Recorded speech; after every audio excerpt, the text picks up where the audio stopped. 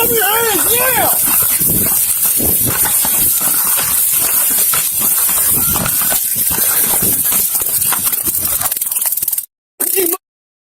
Give me your hands! Give me your hands now! Give me your hands! Show me your hands! Show me your hands! Put your hands behind your back! Go over and show me your hands! Right here. I will kill you! Put your hands behind your back now! Give me your hands! Calvert, I think they're on foot somewhere. You get some! Yeah. 10-4. 337. Yeah, I have authority to hit vehicles to a slower speed. If you can safely do it and the speeds are safe, 10-4. 10-4, we're coming to a stop right now. I'm just a second behind you. 337, go ahead if you can.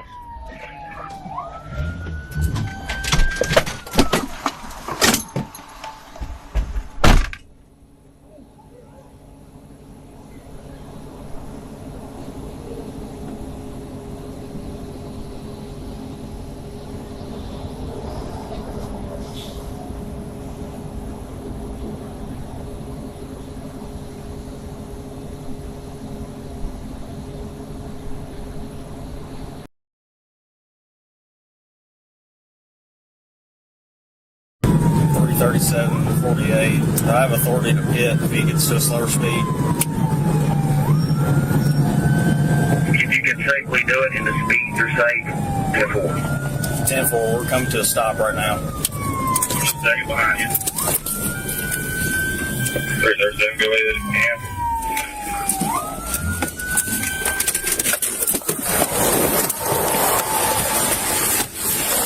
Hey, show me your hands! Show me your hands! 337 Campbellsburg, he's fleeing on foot in front of me. He's reaching for his waistband.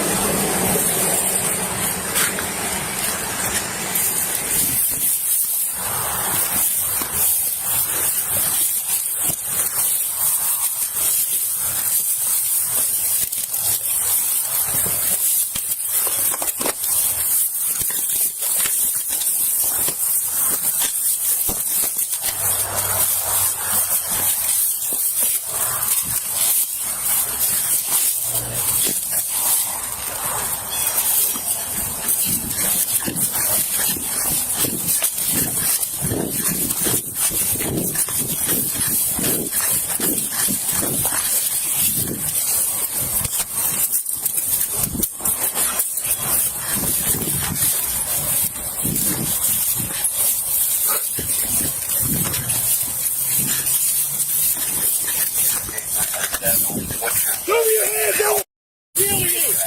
Show me your hands! Show me your hands! You are when I kiss you. Show me your hands now!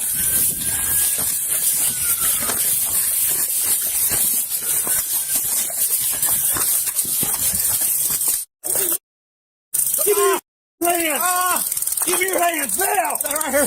Give me your hands, motherfucker! Show me your hands! Show me your hands! Put your hands behind your back! Show me your hands! Right here. I will kill you! Put your hands behind your back now! Give me your hands! Calvert, I think they're on foot somewhere. 337 Campbellsburg. Get some! Copy that.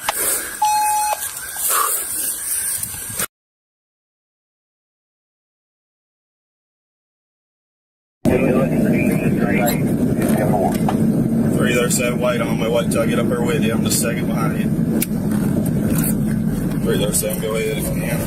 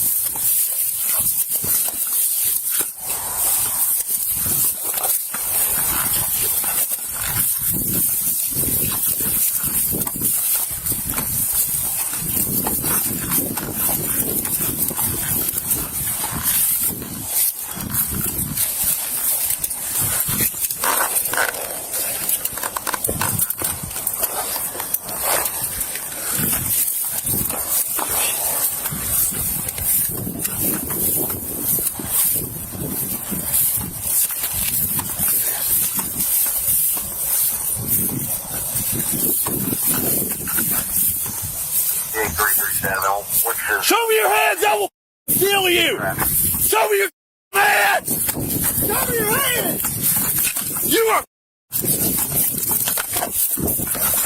are when I catch you. Show me your hands now!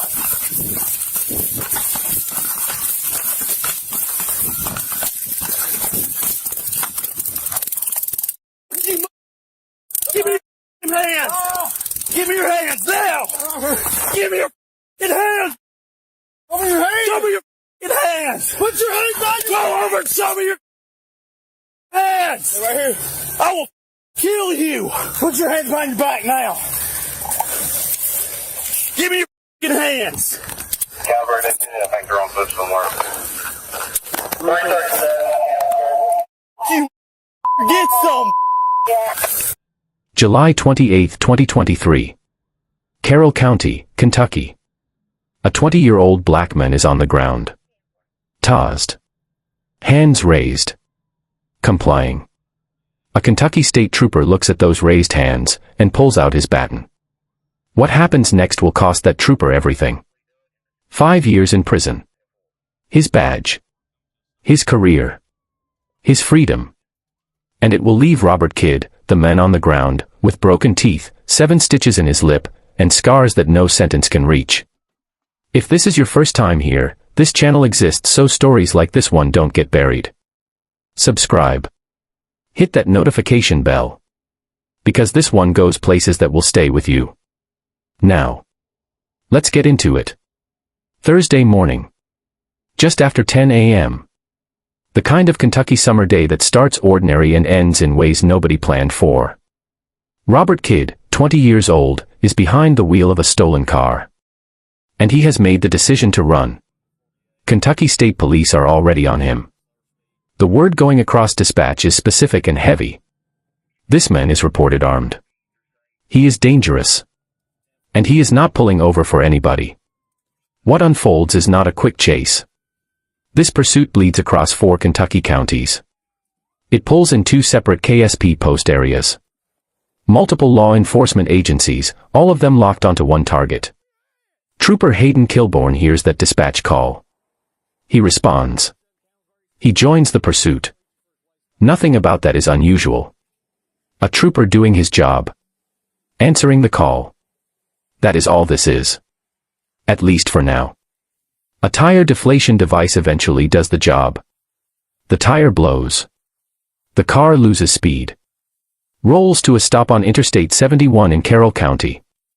The chase is done. Except Robert Kidd is not done. He pushes the door open and takes off running on foot, straight into the woods. Kilbourne gives chase. He closes the distance. He deploys his taser. Robert Kidd goes down. Right there. That is the moment this situation is resolved. The suspect is on the ground. The long, exhausting, multi-county chase is over. Nowhere to go. No way to get there. Every piece of law enforcement training that exists speaks directly to this moment. The pursuit is over. The threat is contained. Now you take the men into custody. You do not punish him. You are not the judge. You are not the jury. You are not the executioner. Robert Kidd raises his hands. He shows Kilbourne his hands. He is complying. Kilbourne pulls out his baton. What happens next is not a use of force. What happens next is a punishment. Multiple baton strikes. Arms. Upper body. A man already on the ground. Already tossed. Already with both hands raised in the air. And through every single strike, Kilbourne is screaming at the top of his lungs. Show me your hands. He was showing his hands. The whole time. He was showing his hands. The Kentucky State Police released the body camera footage themselves. And their own official statement, not from a protest, not from a lawsuit, not from a community activist, from the Kentucky State Police themselves, said plainly that during the baton strikes, Robert Kidd was seen on camera appearing to comply and show his hands to Trooper Kilbourne. Read that again. The agency that hired him, trained him, handed him that badge and that baton, wrote those words about their own trooper in an official public statement. He was complying. He was still beaten. Robert Kidd walked out of those woods with 7 stitches in his upper lip. Broken teeth. Bruising spread across his face and entire body. That is what those baton strikes left behind on a man who had already surrendered. A man who was 20 years old. But here is what doesn't get talked about enough. Kilbourne didn't just beat Robert Kidd. He told him, multiple times, that he was going to kill him. Before the taser even dropped. During the chase. Screaming into the woods at a man he was hunting. I will kill you. You are done when I catch you. Those were not commands. That was not de-escalation. That was not a trained officer managing a dangerous situation. That was a man with a badge, a taser, and a baton, who had already decided what he was going to do to Robert Kidd before he ever caught him. The rage came first. The baton came second. And that "show me your hands" that came third. Screamed for the camera. While the strikes were already landing. Think about that. Because the civil rights attorney who analyzed this case said it plainly, it is as if Kilbourne was engaging in a gratuitous beating and shouting "show me your hands" to provide a plausible excuse. And it would have worked. If the camera had fallen off. If the footage had disappeared. If the body camera had malfunctioned that morning. But it didn't. Now here is where this story splits in 2 directions at the same time. And both directions matter. 5 days. Just 5 days after the incident, KSP Commissioner Philip Burnett Jr. issues an intent to permanently dismiss Kilbourne. Not a desk assignment. Not a suspension.